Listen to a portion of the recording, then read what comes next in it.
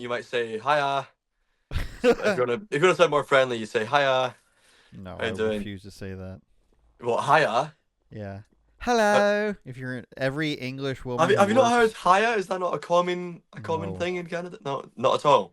Maybe when we were 13, Oh right, okay. you'd type that out. No, I don't say that No, I don't think so. yet. That's the Unless thing. she Yeah, I goes, don't say that here. hiya. Hiya, Hiya. welcome to the museum. Yeah, I don't know. What's a really Scottish way to say hello? So you're right. Ya bam. That's more What's that Scottish. mean? Ya bam. A bam's just like a. I don't know if it's an acronym, but it just kind of means an idiot. You know, a bam or a bam pot. A bam pot. That's a good one. Oh, he's a Uh, bam pot. Don't worry about him. He's a bam pot. Yeah, he's in Egypt. Don't know. yeah, that Forget makes about more him. He's in sense. Egypt. That's Yeah. just idiot short form. An idiot. Yeah. Egypt is just an idiot. Exactly. Exactly. So How are you you're doing today, home. Andrew? I'm doing well, thank you. Yeah. The weather is decent here. It's probably about Okay. 7 degrees. How is it over there? You're back home in Scotland now? Yeah. I've just got back home in Scotland recently, and it's oh, I love being home so much.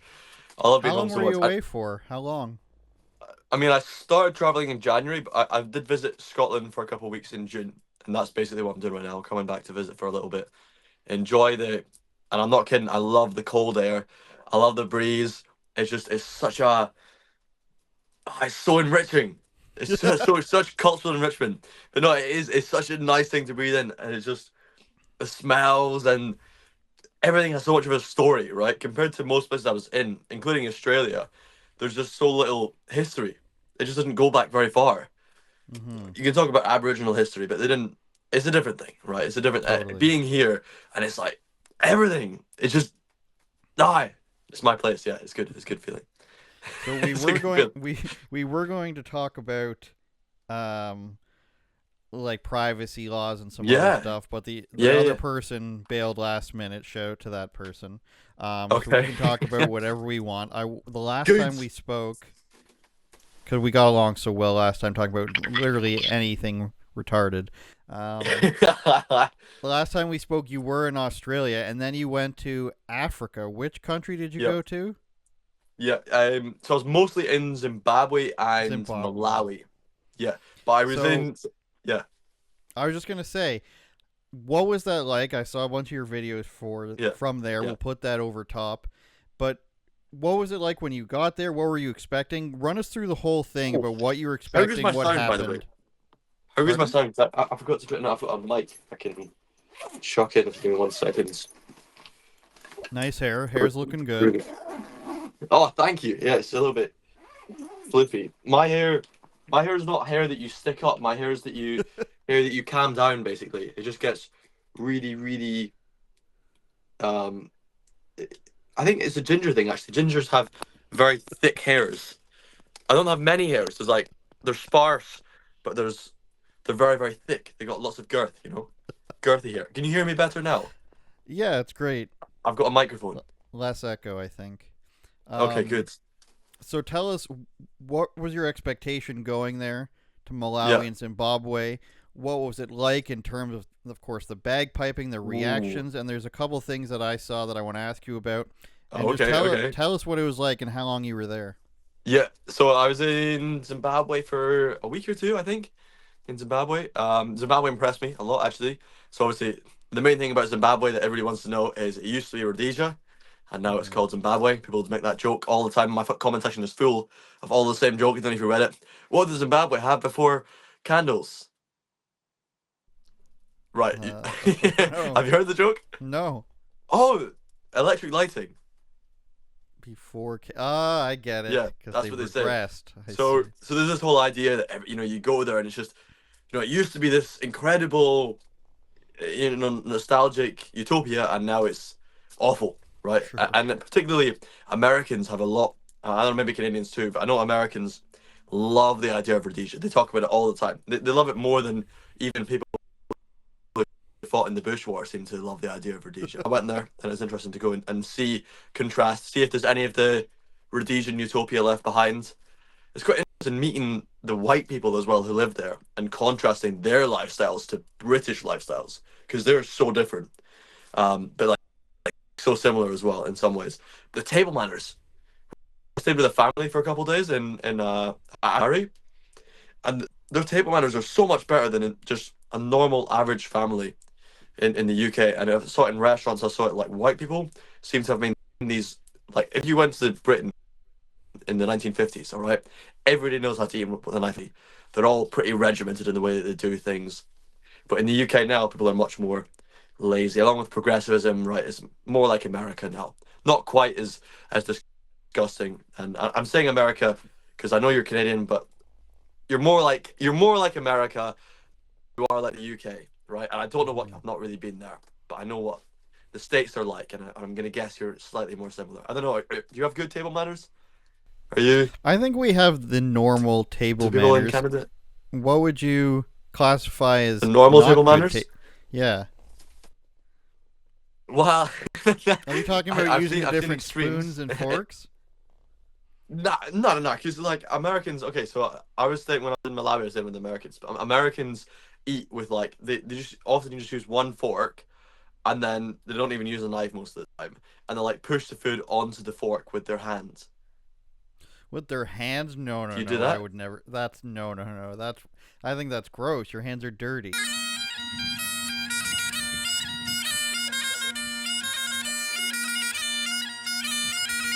All right. So first, I went to Zimbabwe.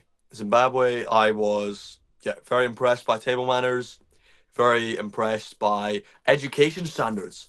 Man, the locals all speak English, and they're smart. Like they know stuff. Like they have knowledge of the world and knowledge of a lot of things. I would expect a lot of places that I visited, people wouldn't know so well. So that was very impressive. And broadly, the thing there, they talk about politics a lot in Zimbabwe. A lot of people I met all know all about politics, so they're very involved in that.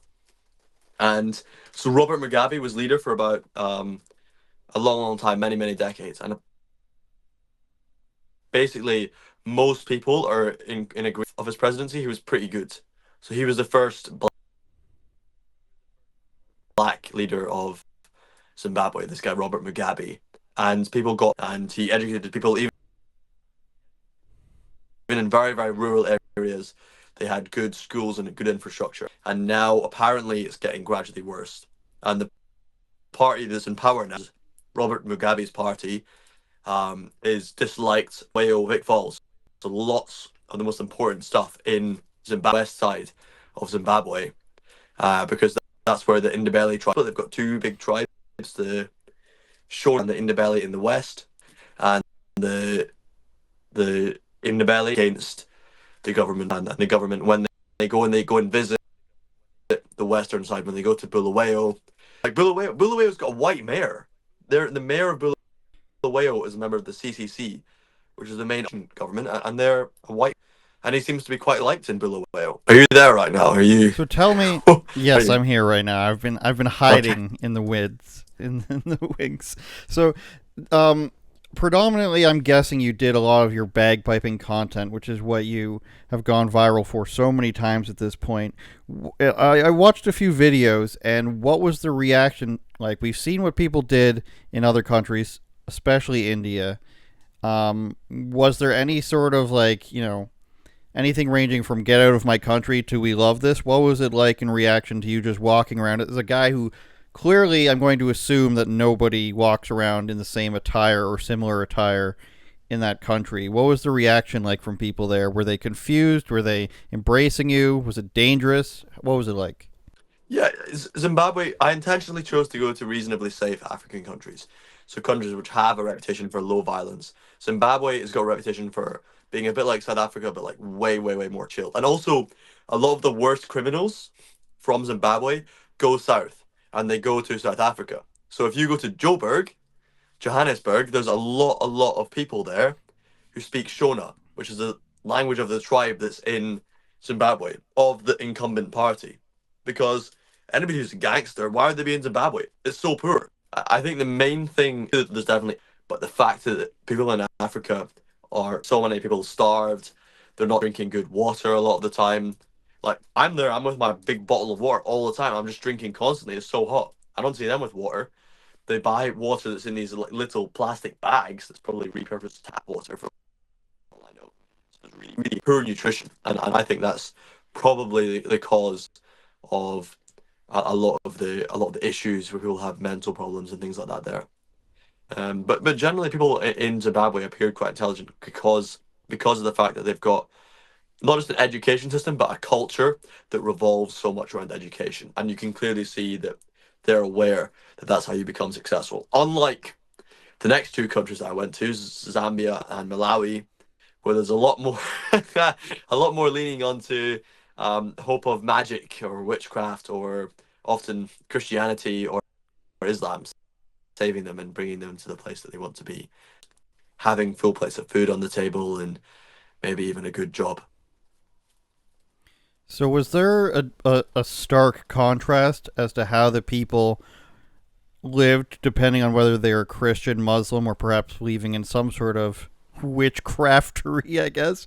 And by the way, what is that like? What are these people preaching? How could you tell what they're doing? Did they come out and somebody did a guide tell you about that or something? No, so I mean, I don't really take tour guides. I go around with taxis and meet locals and usually deal with people who reach me online and then play in markets and stuff where I meet people.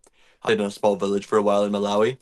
So to talk about the religion thing, I'll talk about Malawi. So Malawi's the other main country I visited. I was there for I think over 3 weeks actually. I was in Malawi and mostly I was in a small village. They have quite a lot of Muslims there because they're right next to Mozambique. And for the last 100, 200 years, there's been Muslims coming gradually from Mozambique into Malawi.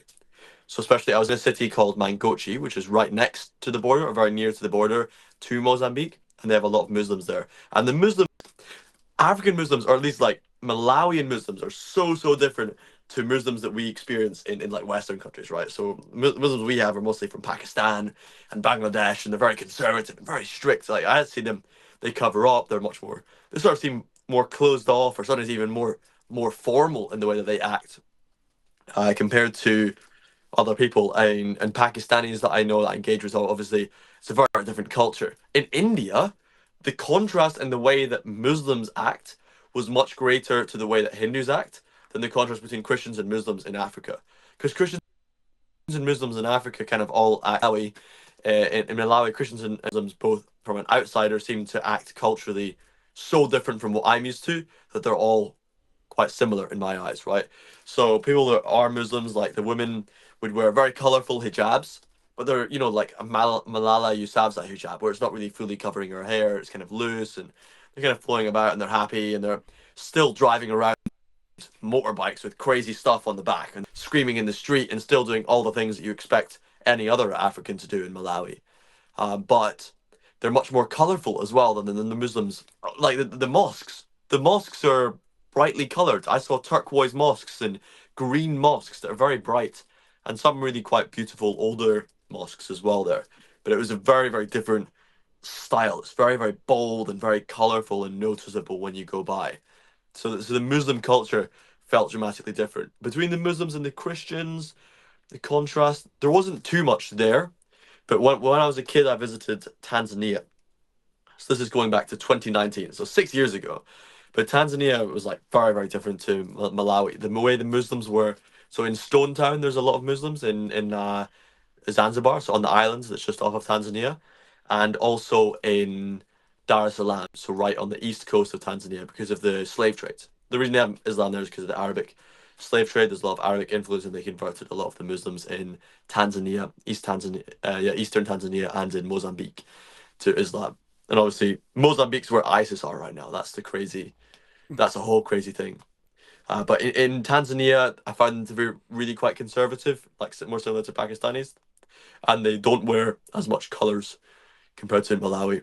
So they're much more wearing the brown and the black hijabs, etc. I don't know why that is, what influences that. Maybe because they're more close to Arabia still. But they were quite strict. And the Christians in Tanzania were more like what you might expect from Nigeria. They're like, I met some super enthusiastic Christians there. Also on the bus, African buses are such a cultural experience. It's crazy. Because the films that they show on these buses, they usually show crazy African films, and they show lots and lots of music videos. So Christian music videos, African pop music videos, and Western music videos. And the African pop and the Christian ones are like the most opposite you could possibly imagine. Because the African pop music, this I imagine mostly Tanzanian or like different Swahili pop music, was like, you know, women and men, to be honest, wearing absolutely nothing. All the gold chains are out and they're doing their drill and their hip hop and whatever else, rap music. So it's very much like what you'd expect from African Americans and the sort of stuff that African Brits listen to when they're in Africa and in the UK. This very very promiscuous culture. The sorts of people you can imagine them doing lots of drugs, and there's a big hip hop culture there. So all these guys that wear dreads and they have dreads and they smoke weed, but then the Africans are like that are Christian are like so enthusiastic, like, praise the Lord, I love Jesus, He saved me, Jesus saved my life. You know, very, very enthusiastic. Whereas like the Muslims are withdrawn and they wouldn't really speak about their faith, but you can see it when they walk around. But I don't know, Malawians are not confrontational in that way. They were chill. Hopefully, we're still not working with a 1990s style delay here. Yeah, Okay, it sounds like it corrected itself. Are you hearing me in real time, Robin? yeah, and you're smooth. You're moving like a video, but not like a like. You're moving like me. A, And now, oh, of course, it's delaying on this, so I'm gonna go. As soon all as right. we did that, it starts Okay. delaying again. So I'm gonna go back to full Okay. screen. So Yeah. in your interpretation, would you think that like a woman, like a woman of your age, would have been safe? Let's say it's a woman cameraman and a woman content creator in place of you and your cameraman. Do you think they would have been as safe? Was it is was the reason you felt more safe is because you're taking like nicer buses and better transportation and you're actually willing to spend the money, or do you think it's just generally that safe that like a woman camera man and camera crew could walk around safely? Because that's the implication, right? Is that like Mm. one of these countries is probably not safe to go to. I would always say I'm not going to Africa without a gun. I'll say that right now. But like generally, Gun. did you like try to watch yourself and watch your surroundings, or was it not like that at all? And that's just some sort of bias we're working with. Yes, so it's a really important question, right? We're dealing with a whole continent here, and I was going to the safer places. But you know, they're safe for Africa. So Malawi is known for super, super friendly people. They have crime there. It's mostly robberies, but like not like somebody putting a gun to your face and robbing you, but somebody going into an open window at night and taking some computers type of robbery. So it's very unconfrontational. That's why they don't deal with politics. It's why they struggle in business a lot. Like culturally, I was being told by people there, because I did deal with guys who do quite a lot of business there. There's like massive opportunities for a new industry, but Malawians, there's a number of cultural reasons. One of the cultural reasons is actually the fact that they don't really like competitiveness and confrontation and all these things. They're just like, oh yeah, we'll just let the Chinese and the Indians do it. So there's a lot of Chinese and Indians who go there and they make a lot of money. And then the Americans and the Western people go there and they have all this white guilt, so all they do is charity, even though money helps the economy. But that's another thing. But down to safety, like Zimbabwe, you could definitely sense there was a little bit less of that there. There was a little bit, it was a little bit more, um, especially in Harare, there's a little bit more of an unsafe environment. I wasn't really traveling with any women. And I don't know what the statistics actually are for these countries. But yeah, I can tell you, you have to deal with a lot more caution. The thing is, now I travel so much that I have to deal with a lot of caution. I've been to places that are much more dangerous. I've been, through India, and India is a much more dangerous place than a lot of those places in Africa are. A lot of places I was in America, like I was in Oregon in the States, in the mountains there, and there was like crazy people in these places. Whereas in intentionally going to not only the safer countries, but safer parts of the safer countries, I was not at significant risk. So anecdotally, nothing really bad happened. I think the main lesson, like, what I want to do with my content is I want to show people what these countries are actually like, and I want people to actually question, like, would I actually want to live there, and therefore, would you want to live in my country if that's what it was like, right? If it changed in this way, if our culture became like that, and it is going to become more like that in some ways. we need to understand when people do come here, what aspects of their culture are potentially harmful. And there's a lot of things like people, even if people aren't more, it's much, much, much more difficult to communicate with people, even when they speak English very well. People have very, very different energy in Africa. They're in Zimbabwe and Malawi. People are gonna jump the gun way quicker. And I did see like a number of fights go on, even in Malawi, which is supposedly the most peaceful country. It's like, and it's crazy. Like a lot of these places, people are very, very disrespectful of their environment when it comes to just casting away rubbish. It's similar to India. The BO, one thing people always talking about Indians body odor, right? Um, the body odor in Africa, especially Malawi, was way, way, way, way worse than India. Way worse. It's like incomparably worse in Malawi experience. And also like India, it's only really men that smell that bad. Like Indian women, you can smell them a bit, but come on, it's not like the men are all like working and things, right? But maybe because in Malawi, there's that East African influence, and Malawi is Southern Africa, but they've got East African influence. I think there's a little bit more like so these countries. They have Tanzanians there, and the women do work a lot, but yeah, the women smell a lot. Sometimes as bad, often as bad as the men did. Because like in Tanzania, right, where I was a few years ago, like the culture is so extremely different. In Tanzania, the women work so much compared to the men. Often, like the women have to work all around the house, and then they also work the land, and the men have like some job because obviously traditionally they'd be out hunting, but there's not much hunting to do now. So like when I'd be going on at the streets, there'd just be so many men around gambling, drinking, involved in all sorts of things. It's like the culture of the men is so different to the women in Tanzania. And Malawi's a little bit less. Malawi's like a chill version of Tanzania in a lot of ways. It's a little bit less extreme. It's got a little bit less of the craziness there. And men definitely take a lot more weight, but they smell. They really smell, man. The smell is crazy. The super cut of this episode is going to be wild. You doing an African impression followed by like, man, they smell so bad. Oh no. Then I'll put an AI picture of you holding a thing of soap in Africa that you're handing out to people. No, but I've been to Chicago. No. I definitely don't want to live No. there. I've been to Dallas. There's definitely parts of Dallas I would never want to live, especially anywhere under the freeway you don't want to be. I went to a Jack in the Box fast food place that probably somebody got stabbed there minutes later. So there's a lot of places in America you can't forget that I would never live. Baltimore, you'd never want to live, stuff like that. So it's I grant that there's probably nice places to go in those countries. Not trying to say that there isn't at all for our African viewers. All of our African viewers, all of them. Something we were talking earlier about using the term "my lady," and I think my lady would be remiss if I did not ask you about certain things in Africa because of all these shows that she watches, where people, specifically women, normally women, mostly women, some men, get married to people from Africa, whether it's for a green card or for whatever. That's neither here nor there. My question to you is, Robin of Bagpipes, Robin of Loxley.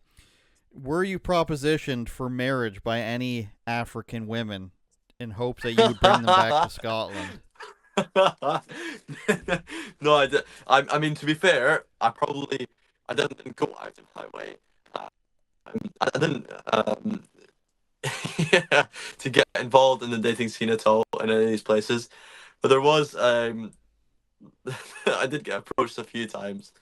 I remember in Zimbabwe, I was approached by women a few times, and when I was in Malawi, when I was just leaving, so this is like five, no, like I don't know, right before I flew, so like a couple of days ago, I was in Malawi in a supermarket, and I'd bought like some food from the supermarket, and I was sitting down at a table that's just outside eating the food, and all the girls who worked in the supermarket one by one took turns to come. Like I don't know if they had lunch break on turns, right? So they came down and sat across from me. They don't come up to speak to me. So that was quite that was quite funny. It was like it felt a bit like speed dating with like these random Africans.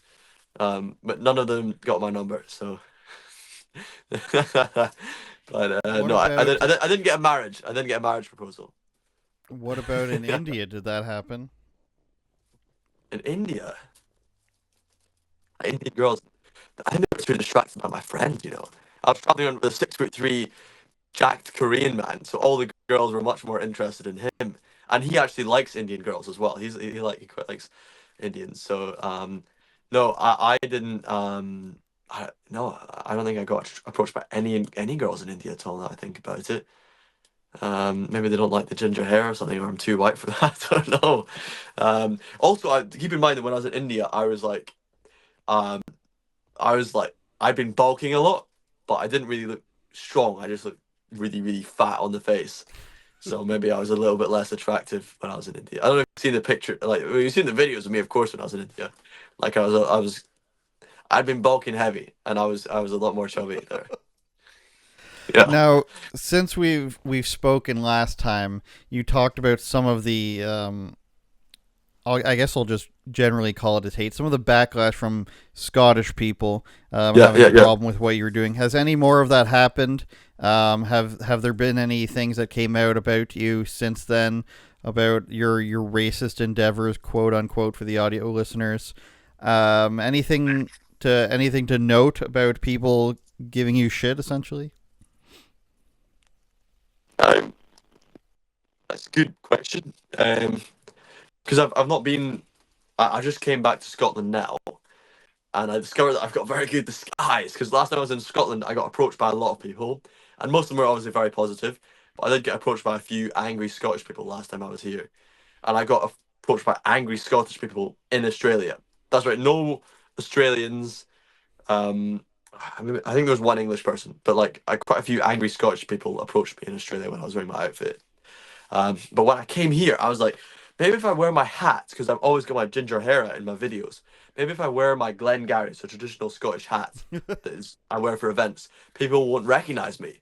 So I wore this when I came to London. From the moment I got off the airplane, I put this hat on, and I got approached by a couple people in London. But like compared to getting approached by about 15 people when I transferred in the airport in Cape Town, just transferring in an airport, I got approached by about 15 people. So. Um, Yeah, I didn't. I only got approached by two in London, and not a single person in Scotland has even said anything about me from social media. Because I've been wearing the hat the whole time, or like in my civvies. So I've got a brilliant disguise now. Apparently, when my ginger hair goes away, I just go like this. Pretty much, nobody has a clue who I am, even when I'm wearing my full outfit.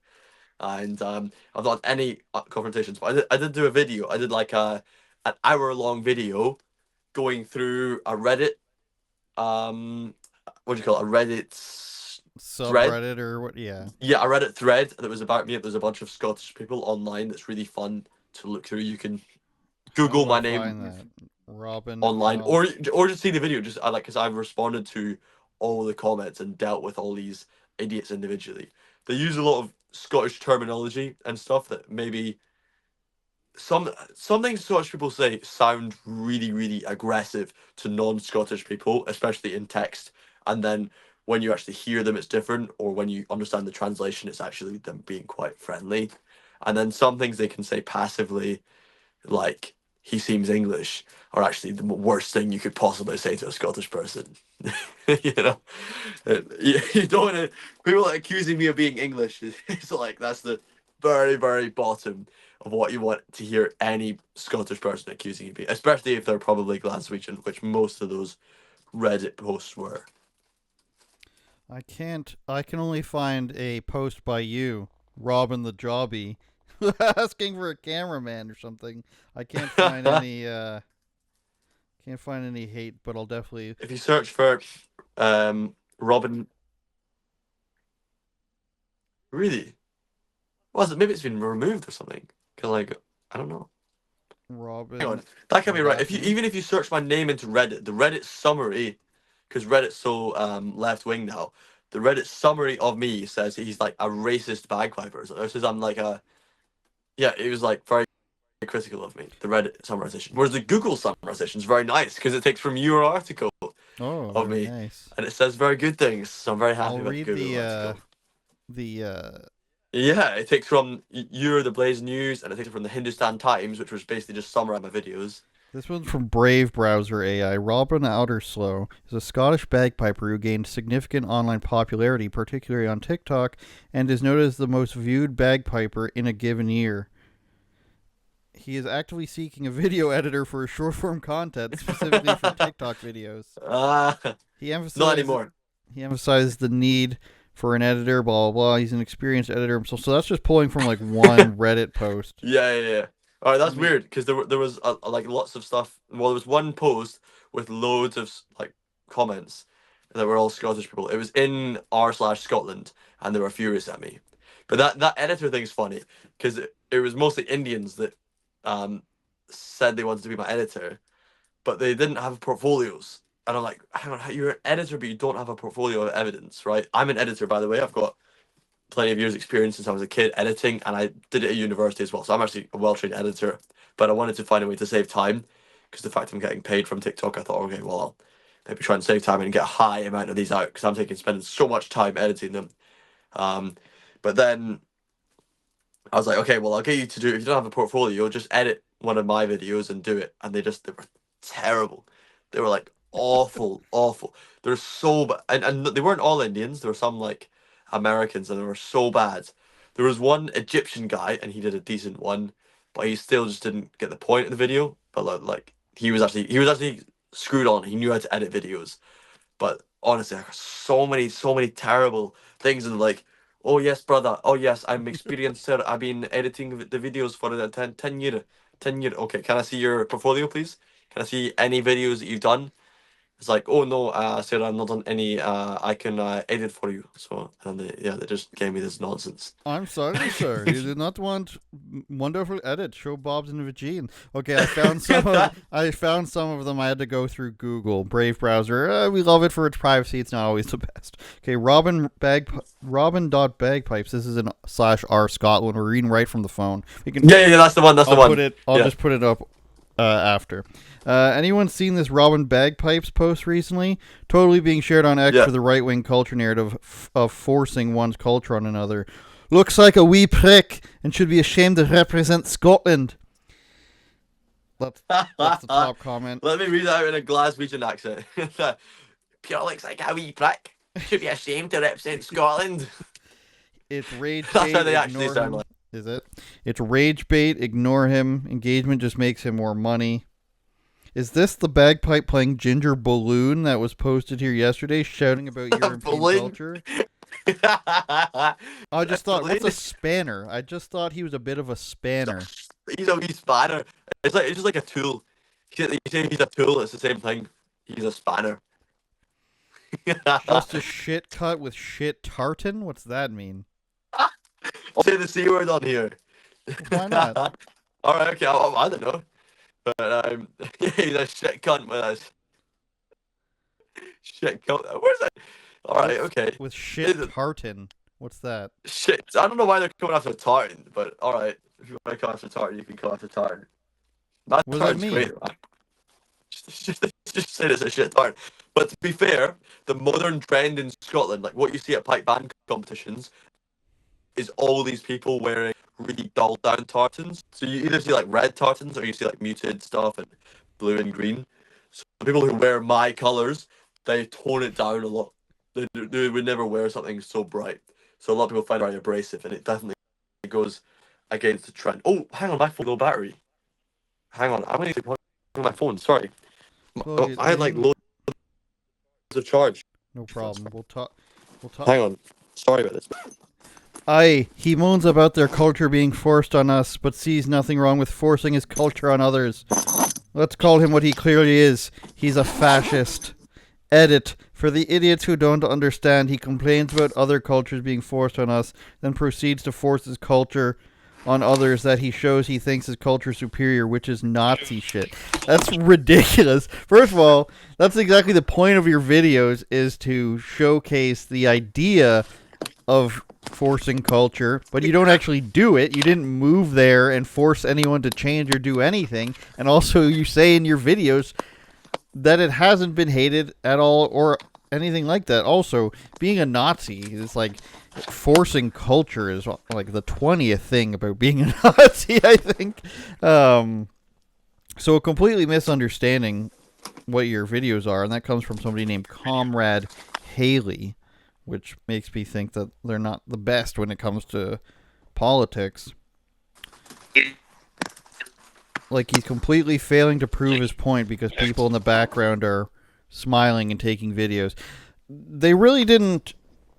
A lot of this stuff seems to be taken out of context about you, Robin, is that they're seeing very small clips or seeing summaries that other people are writing about what you're doing, and they're just imparting their own bias on it. And I would say that's a zipper sound, everybody, not a growling dog. Just so we're clear. Sorry. That's okay for the audio listeners. I wish there was a growling dog I could bring on. I'll just mute you until I see you. It's fine. If you like, there's a dog here. There is a dog here? Is it a Scottish Terrier? There's a dog. She's a Patterdale cross with a Jack. Well, there's two dogs actually in this house right now. I'm at a relative's house right now. If you want to go get the dog, we can wait for that as well as I read more hate messages. Right, I'm sorry. The audio's going to be worse because I've only got one thing in my phone and I either put it in the microphone or I'm charging it. But it's okay. We're still going over your hate messages. I was just saying, like, it seems like a lot of people read captions or summaries of what other people say you're doing, and then they go based off of that because they're saying that your point is to push your culture on theirs, but that's explicitly the opposite of what you say in your videos. That you're sort of just like, I mean, like, the subtext is kind of that, but you also outright say, like, everybody here likes it and nobody has a problem with it. This is sort of a Western I'm just showing thing. an irony. I'm showing an irony, right? I'm doing the reverse. Which reminds me, one of your videos from Africa, you were asking, was it a Zimbabwean guy? You were asking him about colonization and oppression from the West, and he said that he didn't care about it at all. Can you expand on that? I mean, most Africans, okay, I'm going to say Africans. People hate it when I say Africans because, like, Africa is not a country. Africa is a continent. I'm like, yeah, but you can talk about Europeans as well. All right, you can say, there's a lot of things you can say about Europe. Americans do it all the time. They're like, the European way of life and the European regulation or the European this, that, and whatever. Because there's a lot of things in common with Europeans. We've got a lot of things that we do that are similar, that are very, very different to the Americans. So I can say about Africa, it's about my experience there. Culturally, people are much, much, much more. They don't focus on the long term so much, right? It's not in their culture to be focused on the long term. Even in Zimbabwe, where they're very well educated and they probably talk about history and they probably talk about the future, it's really, really not a big thing in their culture in the same way. It's really, really much more of a, like, well, I mean, historically it makes sense, right? Historically, when you're in Africa, you don't have the seasons that we have where you have to prepare for the winter. They can plant things pretty much all year. They have rainy seasons, which seem extreme, but it's still sunny most of the day during the rainy season, and it mostly rains at nighttime. So it's not actually, it's nowhere near as disruptive as having a winter where you basically can't grow any crops, and you have to build these really sturdy structures to deal with wind and all of these things. So it is quite a unique thing that we had to deal with. And yeah, people were not focused on the long term. People don't focus a lot into the history. What they think about when they think about Brits is like, who's the Brits right now?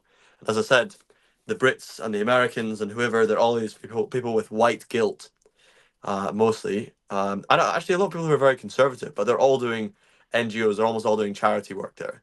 There's a lot of NGOs in these countries, especially Malawi.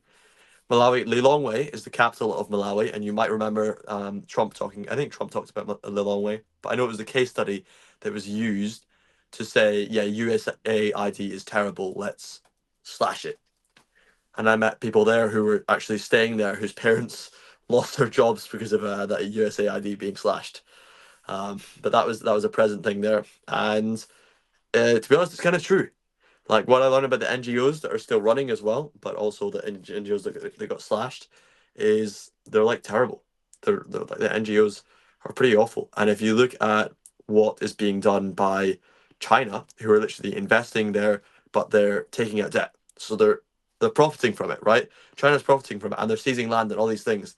But they have had way more difference in actually improving these countries because they're doing it in a profit-oriented manner, right? They've got deadlines, they got to do things fast, they got to build roads and all this stuff. If you go and look at one of the hospitals, which I did, but I've been to hospitals and government buildings that were built by NGOs, they're pretty terrible, and they mostly took way too long. They cost way too much. So anyway, the perception there is that we're pretty friendly. We're pretty friendly and we do nice stuff there. We build schools. Whereas like people are more uncomfortable about the Chinese there because they see the Chinese as exploiting their resources and doing bad things. Even though they're building these great roads, they're going there and they're mining all the resources. And then they're putting the countries into debt because the countries have to go and borrow all this money from China so they can do certain things there. And it means like Tanzania, China's now got a really major port there, which they claimed because of the debt, because Tanzania couldn't pay a certain debt. I was just reading while you were zipping and unzipping. Not his pants, everybody. I keep fiddling with this. Did his phone just fall too? That's sweet. Yeah. Good timing.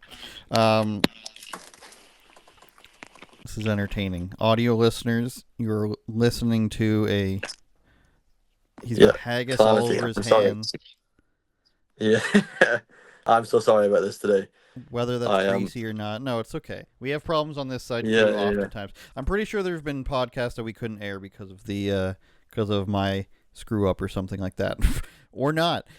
You'll never know. So what I was going to ask you, as I was reading when you were getting set up there earlier, is did the YouTuber iDubbz say something about you? Is that something I read? Yeah, I think that was before our last podcast, but I'm not sure. Okay, so for the listeners who don't know, iDubbz, I used to watch him back in the day when I first started on YouTube, so like 2018 or something like that, 2017, and I liked him, and then he got weirdly political, as you will. I don't exactly remember why, but it was something I disagreed with, and I was like, his wife. Not that entertaining anymore. He said something about you. I'm going to throw it out there that he probably said you're racist, is my guess. Yeah. So, as you know, iDubbz is not actually known as iDubbz anymore. No. He's now known as iCox because he's a massive cock. And like, his life decisions for him. And he tried to and then tried to profit from Can we find this? These are claims, Your Honor, that are not admissible in court. These are alleged claims made in Europe. I can't even bring him to justice, Your Honor. Allegedly. And now he lives in his wife's basement and makes videos complaining about Europeans and European problems, because he's very well versed, because obviously he understands deeply the problems that Scottish people have to go through, and there's no better advocate for Scottish problems than iDubbz. He's very well knowledge on the situation in Glasgow, and was there to advise me and put me in my place, because he just realised I made some mistakes about my own country. What did he say about you?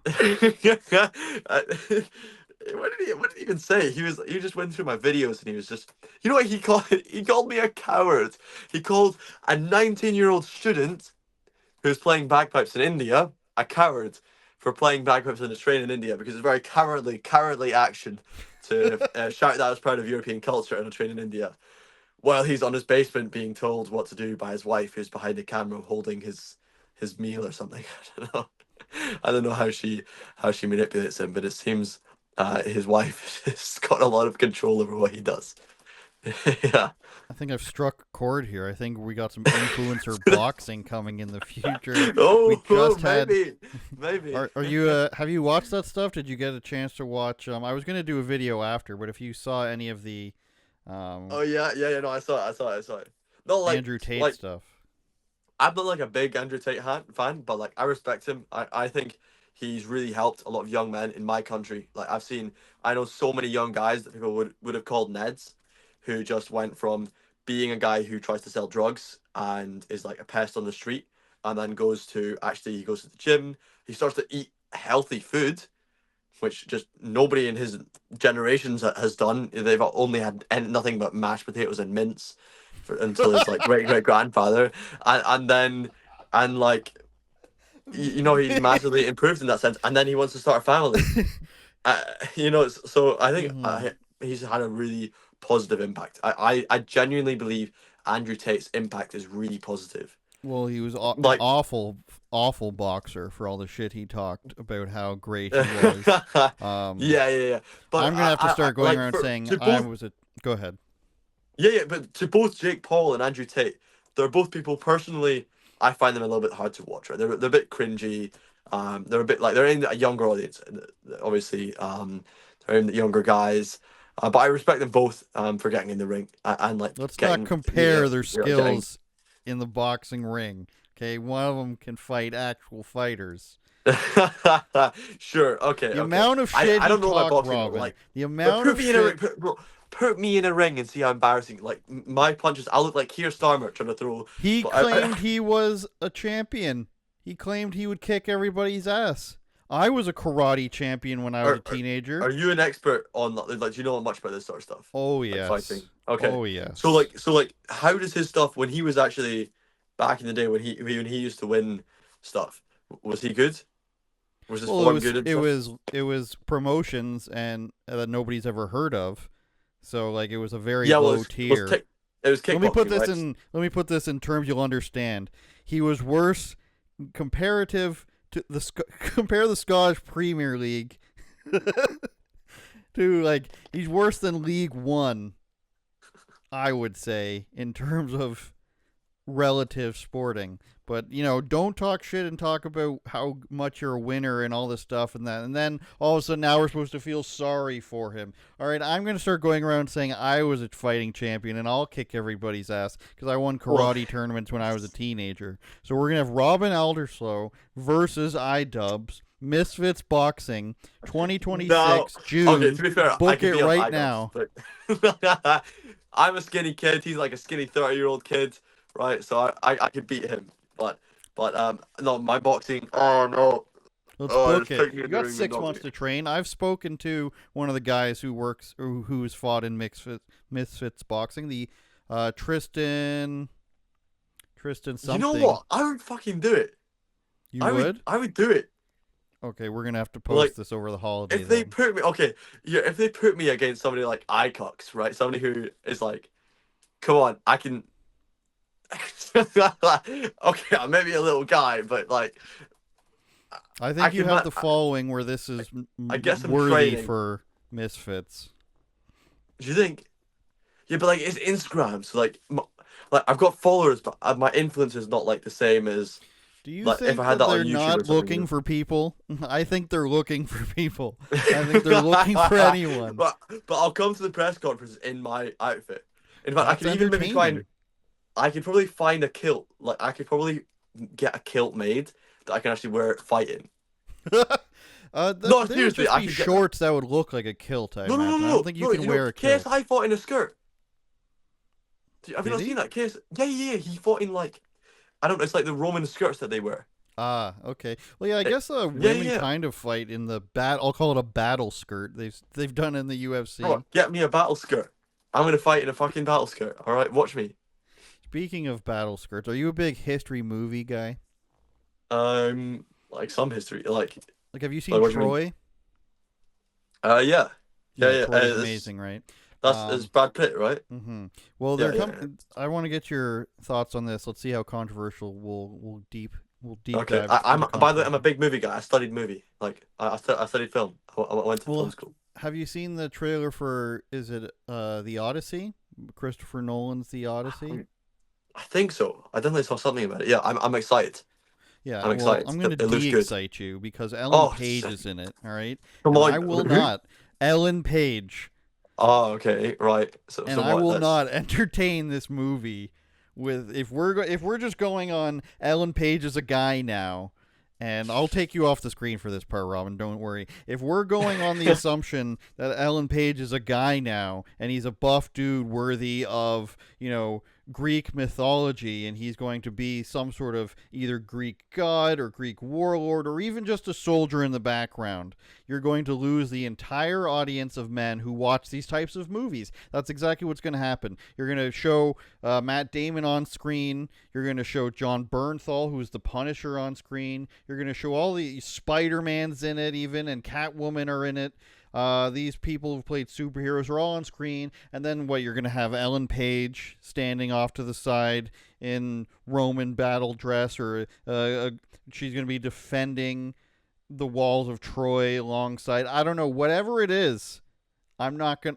We can't allow it as a male viewership audience. Ellen Page wasn't even like a good actress. She had like the emo lesbian thing where she's like, I'm always going to play this person who's just upset at everybody, and this is not how she sounds at all, but I'm going to play this person who's upset at everybody, and you can't tell me what to do. I'm a teenage lesbian. And then all of a sudden he's a chiseled jaw respected actor, and we can't point out anything, and this is the most insane thing. So Christopher Nolan, if you're watching, and I know you are, I'm happy about you trying to save DVDs, but I'm not happy with this pretend like, right, it's a mythological story anyways. Okay. Whatever. Robin, you take the floor now. I'm going to defend poor Ellen. That's Elliot. You've already dead named her. You've already dead named him. It's Elliot Page. You're a piece of shit. Okay. Look, I'm going to say, I don't think I saw Elliot Page in the trailer, but look, I've not seen the character. I will say, like, Christopher Nolan is a director I've got respect for. Broadly, his films elevate themselves beyond anything political, generally, right? That's definitely what we saw with Oppenheimer is a film that dealt with a lot of different historical issues, but it felt just so elevated beyond politics. Politics was there, and it was elevated beyond it. And I think that's something we can continually expect from him, because of the scale of the magnitude of the types of messages and things that he deals with. And as a filmmaker, I would direct film. I would likely cast a transgender person. I think they're very unusual and very interesting people, and to toy with that and experiment with the types of stories which could be told, that could come out with the kind of actor that would go through such a procedure, I think could be very, very interesting. I'm not opposed to that type of stuff. I don't know what context that they're in the film. Obviously, that depends. But I hope, and I'm genuinely optimistic that it's not going to be falling prey to this agenda filmmaking nonsense that we've seen for the last 15 years, because he generally managed to avoid that. I think you make a legitimately good point. Working with a crazy person is interesting. We can think of Joaquin Phoenix. He seems legitimately insane. And, when we see, hopefully, Elliot Page as one of the Myrmidons underneath Achilles fighting and slashing throats, we're going to say, you know what? I was wrong about Elliot Page. He is the man that I thought he was. And, are you in danger of being arrested by talking about this? Because I know my friend. No. I'm chill. But with transgenders, I'm going to say, Gorlock the Destroyer? No. Oh, the giant freaky looking guy. Well, I would cast him, her, they, them. I would cast that person in what, the next Lord of the Rings movie? Yes. I would, like, my film. If that person is down to be in my film, 100% in there. By the way, one of my ideas for like a first feature film, I like the idea of doing films that combine great spectacle and humor with my artistic goals. And I would love to do a film that collaborated with one of these crazy African filmmakers and make an action film that's not. It's like the videos that I do, like, I'm very serious. I'm like shouting at the camera that I'm proud of European culture and all this stuff. But it's very funny because it's just a ridiculous thing. So I'd like to make a film that's like a crazy African action film mixed with some Scottish stuff and some internet lore. But I would get the Gorlock the Destroyer in there, absolutely. And I think that person, they would make an incredible character. Can you make a pitch to Gorlock the Destroyer? about what type of film you would like to book him/her in, they them. Yeah, yeah. And what character they play. Well, I've not had a lot of time to think about it, but because it's something I would make, you can immediately imagine it's going to be quite weird. Um, I think definitely something very action based. I think the best thing to do with fat people in a film is to push them, like push them physically, get them running, get them carrying a gun or like swinging a sword or something. Is like what everybody wants to see with a fat actor, right? Totally. Yeah, yeah, yeah. And it's like you cast um, what's the name of that lady, Ariana Grande? Everyone wants to see her eating cheeseburgers. You know. I think that it's. I think that with the new Lord of the Rings being, I think, at least put down on paper as coming up, you've got a lot of. This is going off the rails quickly, Robin. But this is what happened last time. We talked about like serious politics and your travel, and now we're into transgender acting and Oh which come on, roles. my politics are not serious. It's like bagpipes in a slum. Like I I try and make something that appears. You just look at it and you laugh. That's when I know I've won. When I show somebody my Instagram video and they look at it and I have not said a word. They've not even played the video and they already laugh at it. That's brilliant. That's the result. That's where I want to be. The most recent video. Oh my god. The most recent video I did with this guy, I've not posted it on anywhere yet, right? But I've edited it and I'm just like trying to get. There's quite a lot of voiceover because I had to explain the story. But there's this crazy guy with special needs, and I got these shirts that say "cultural enricher" on them. It's actually merchandise. I'm going to sell like these shirts, and I've got them Nice. downstairs drying right now in my relative's house. But I got all these local Africans to wear shirts that say "cultural enricher," and there was this local African guy. I got into fisticuffs with this guy actually, uh, in the video, and he just went mental, and he would not give his shirt back. So you got this thing. It looks like the start of some dodgy video on the internet. But you got all these Africans around this one guy trying to take the shirt off of him, trying to rip the shirt off this guy, and he's like suspended in the air as they're trying to take it off, and he's screaming and saying, "I like my shirt! I like my shirt! Let me keep my shirt!" They weren't in on the meme, eh? Right, it's great. It went to such an extreme. But I hope that's going to convince some people to get them as well. Because what I want to see, like, what would be amazing is if I go to Los Angeles or London or any of these major places, and the people that recognize me are actually wearing shirts that say "cultural enricher." Like, how funny would that be if you see people going around saying, wearing shirts that say "cultural enricher" on them? It would be great. What you should do is give it to a bunch of Indian guys, and then they'll do the work Yeah. for you. Um, But it's kind of the point that, like, I'm saying, like, you as a white guy, as a British guy, whatever, you can be a cultural enricher too. You can be an arbiter of multiculturalism too, as a white person spreading your culture.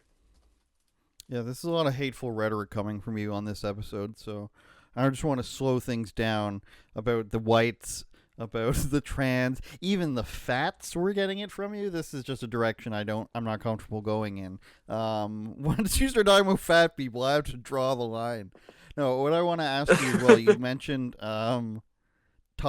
you mentioned that you've looked up the laws regarding, I'm guessing, hate speech as it Yeah, stands in yeah, Scotland. yeah. What is your thought, and what are the thoughts of some people you know about J.K. Rowling just basically having, I know this was a while ago, but basically daring Yeah. police to come and arrest her? Did that sort of offer some Did she sort do of that? relief to you guys? I didn't even know that. No, but J.K. Rowling's out there. Because there was an event. I play bagpipes. If you didn't know, I used to play bagpipes on the street. Mm-hmm. In Edinburgh, and when I was not playing, we would take turns with other bagpipers. When I was not playing, I would go into the French consulate, which was this very beautiful building that was right across from me. It's an old Scottish building, but the French took it over. They colonized it, and I would go in there, and there was always different events going on. It's the city centre. It's the very centre of Edinburgh, the capital city of Scotland. Crazy things would happen almost every weekend there. But one time there was an event with J.K. Rowling, and there was all these women lined up the stairs. Her fan base, they're all like English ladies, people with sort of side of their head shaved, Nice. stuff like that, and lots of earrings and very unusual flamboyant outfits. And they were going crazy, just screaming like screaming their heads off, wanting to go up the stairs to go and get their autographs from J.K. Rowling. I didn't even see J.K. Rowling go in, by the way, but these were just all her fans. So her her fans in Scotland, they've got a reputation. They're crazy. Well, that's good. That's good that we're finally getting to know the other side of J.K. Rowling's fans. So there's freaks that oppose her and freaks that are in favor of her. It's great. I'd also like to congratulate my people for taking over that building right in your city square. So that's I don't know if they were your people, mate. They were their own breed of person. I'm not going to associate you with him. Well, I am of the Basquian France descent, so. Oh, that kind of your people.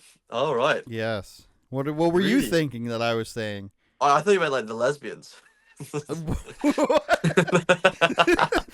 All right, we have to end this podcast, Robin Alderslowe.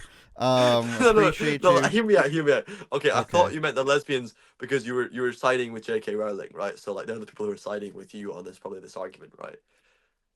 I didn't know she was a lesbian. No, her fans are. Okay, I get it now. Yeah. So, shout out to all the lesbian Harry Potter fans. Shout out to transgender actors/actresses, and shout out to the obese people holding guns and running. And special shout out on unauthorized opinions to the African guy having his shirt ripped off. Final words to you, Robin Alderslowe. Okay. In one final sentence, words. In one sentence or less. Pitch people on why they should visit Zimbabwe in less than 20 words. Is this final words because of the white person comment, or? No, just because we've run out of time. All right, okay. Final words about Zimbabwe. Why should they go? Bro, I'm not gonna write. Like, Zimbabwe's cool. I'll tell you. Okay, if you're going to go to Zimbabwe, there's a place called Antelope Park, which is good. I recommend it. I stayed there. They gave me a free night. The buses in Zimbabwe are really well priced, unlike most places in Africa where they try and rip you off. And they have free Wi-Fi and comfortable seating. So I'll say that's a good reason to go to. And like, you can see cool animals in Antelope Park. It's like chill place. The thing with Antelope Park is like it feels like you're in an African place. You're in places that feel like African huts, like you're really there. But it smells nice, and you've got like nice beds and lots of space, and it's very, very clean. So and you're right next to then all the animals, and there's some white people there that can. Oh, and also, if you're an Indian girl, and if you're an Indian man, like honestly, if Indian men saw the videos of me in Antelope Park, bro, you would have hundreds of Indian men going there because there's just so many white girls. There's like so many white girls who do social media in Antelope Park, and like. I was playing Bagpipes outside my place. Recording a video of me playing Bagpipes outside my room that I was staying in. And after I finished the tune, I just had this, yay, woohoo, I love it. And I turned around, and there's 15 white girls in one lodge. One of them was twerking, by the way, to my bagpipe playing. And they were like cheering me on. So there's loads and loads of white girls. That's the best thing to convince people, especially the Indian men, to go to Zimbabwe. Okay, well, I thought of a final question for you. If you had to choose... final. Yes, final question. If you had to choose to marry a woman from one of these places just so that she can get a green card, right? Oh, no. Are we choosing an Indian woman from... Let's picture the worst caricature we can, okay? One of these Zimbabwean women, or just, a homeless woman from Australia. Which one? Hey there, Raven. I want to bring you back to Scotland with you. I'm over here in Perth. I'm just thinking you maybe bring me over to your hemisphere. Okay, but you give me a picture of the homeless woman. Is she Aboriginal or like you I didn't. All right, we're gonna end it there. Before we get you in too much trouble. The funny thing is, Robin, the most serious thing I ever got you to talk about was gypsies, and you were very serious about gypsies and about my insulting of gypsies. I wonder if you've softened on the gypsy question. Bro, this is like the third final question. I wanted your illustrations though. Like, you're gonna tell me the worst. Just imagine the worst stereotype, or are you gonna tell me what's the worst? The worst you've seen. The worst you saw from all those countries. Like the worst India wasn't like the worst Indian girls weren't that bad. Like Indian girls are reasonably sanitary because the Indian men's are really bad. The Indian men are the really bad ones. Like I'm not personally interested in dating an Indian girl, but compared to like some of the African women I met, oh my god! And like the homeless people in Australia are like disgusting. They're not very violent compared to, or like the ones I met in Australia in Perth weren't, like, and they're not smart enough to steal stuff. They're like violent, but they're not like smart violent. Like, I mean, Americans are like smart violent. They have guns and cars and stuff. So like, you are they're gonna shoot you, but they're not smart enough to, you know. Like even I don't think they could run upstairs after me. I'm not kidding. Impressive. You know what I mean? I don't think they can run upstairs. They act like fentanyl addicts, but they're not even on fentanyl. You know, the Fenty lean, they call it. Have you seen that not... Japanese trend? yeah, bringing American culture. That's like what I do. Forcing American culture on the Japanese. The fentanyl culture. So what was your question that was about? I don't even know anymore. Unauthorized opinions. All the places you watch any podcast. Thanks again, Robin Alderslowe. We'll meet again.